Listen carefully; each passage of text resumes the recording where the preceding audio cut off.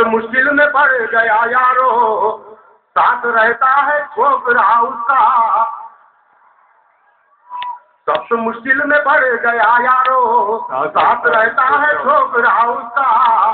वो बनी मेरी दूसरी बीवी, वो बनी मेरी दूसरी बीवी, मैं भी शौहर हूँ दूसरा उसका।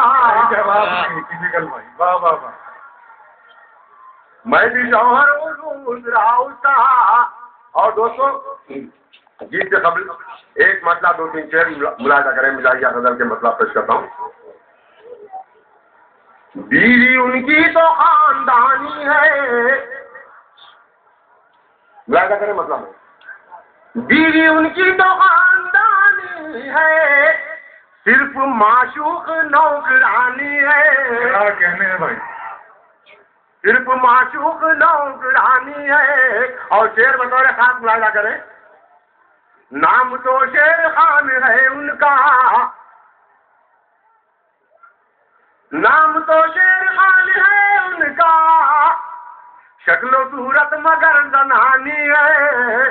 क्या कहने, शक्लो सूरत मगर जनानी है। कितना मेकअप करोगी तुम बेगम, कितना मेकअप करोगी तुम बेगम, ये हवेली बहुत पुरानी है। कितना मेकअप करोगी तुम बेगम, ये हवेली बहुत पुरानी है। जूतियां खा के मुस्कुराएगा, जूतियां खा के मुस्कुराएगा, सच्चे आशिक की है निशानी है।